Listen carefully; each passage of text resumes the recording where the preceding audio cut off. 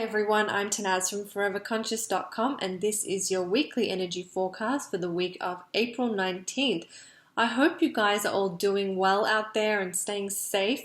I know it might be difficult, but I just wanted to kind of offer something to you. Most of us have been in lockdown for a while now, and maybe you're feeling a little stagnant or lethargic. I know I definitely was this week. It really started to feel that sense of, stagnancy. So if that's you, if that's what you're feeling, definitely self-care is really important and just listening to your body. But I also just want to offer this idea of finding something to be excited about, having something to look forward to. And it can be something, in the long-term future or also the short-term future. Maybe, finding small ways to bring things into your day or into your week that you can look forward to, that you feel excited about, even if they're just small. So I just wanted to kind of offer that to you, just in case you're starting to feel a little stagnant or, a bit sluggish. And this is even more so because we are moving into Taurus season. Taurus season begins on the 19th or 20th, depending on your time zone. So we have an energy shift. We were in Aries. Aries season was fiery. We had no planets in retrograde, so there was a lot of forward moving energy. We all had very new experiences under this Aries season. Everything was moving forward. Everything was moving quickly. We all went from living our lives one way to literally the next day having to adjust to a completely different way of being. So we've really kind of been on this forward path, this fiery energy, this very kind of quick moving energy. And now we're shifting gears, we're moving into Taurus season, which is a little more grounded. Taurus is an earth sign. It moves a little slower. It's more about how we can, the energy moves in a more methodical, deliberate sort of way.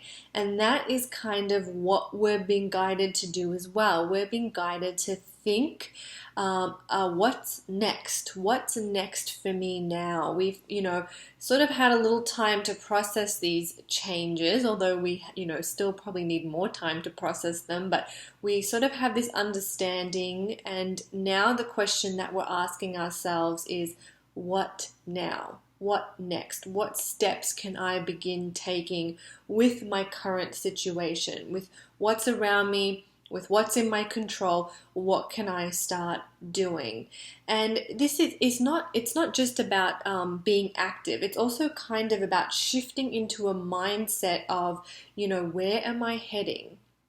And that's a pretty loaded question, but we are going to receive some support with this upcoming new moon. It falls in the sign of Taurus. It's a new moon on the 22nd, and this new moon is really encouraging us to set intentions.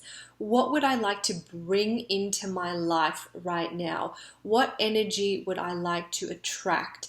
And this is a really great time to use this energy to ask yourself these questions and to start creating space for what you would like to bring in, or what you would like to do, or how you can start planning for the future. This energy is really supporting that type of thinking. I also just want to put a little disclaimer with that it's really important that you listen and honor your body as well. If that feels too overwhelming to try and plan for the future and you're just in that mode of taking it, day by day, that's perfectly fine too. But this energy asks us to create a little bit of structure. It asks us to kind of get grounded in our situation, to bring acceptance, and then to slowly start to think from that space, how can I now move forward? What's the healthiest, most loving thing I can do for myself as I journey through this time? So the new moon will be supporting you with that. I have a new moon ritual. I'll put a link below this video in the description box. But even just if the ritual, you're not feeling that, just sitting and writing down 3 things that you would like to bring into your life can really help, and it can start to get those sort of juices flowing of what seeds you want to plant and what things you'd like to create from this state of stillness, apparent stillness. Yes, the outside world, things feel a little still and maybe a little stagnant, but inside we are doing a lot of growing. And new moons, they draw us inward. And, if we open to that and if we allow that experience of going within, we might also start to see the growth that we have been doing and the journey that we've been on and how it started to shift and change and move us in different ways. You'll probably be surprised what you find and just how much you've grown or opened in awareness about different things in your life and in the world around you. So the new moon brings new energy. We also have the shift of the sun into Taurus, which also brings new energy.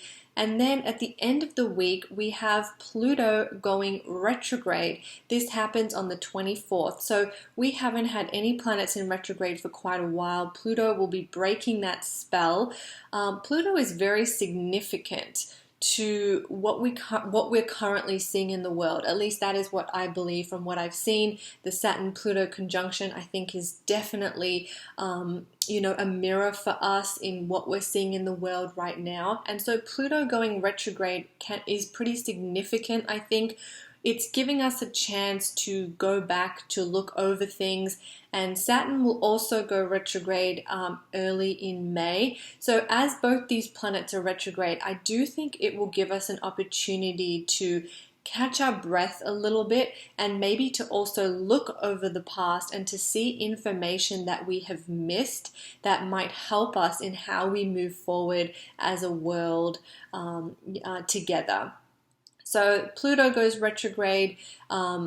It may also, on a personal level, be encouraging us to go back and look over events that have happened in our own lives since October of last year. So if you can remember, try to see if there was any significant events or shifts or transformations that took place in October of last year.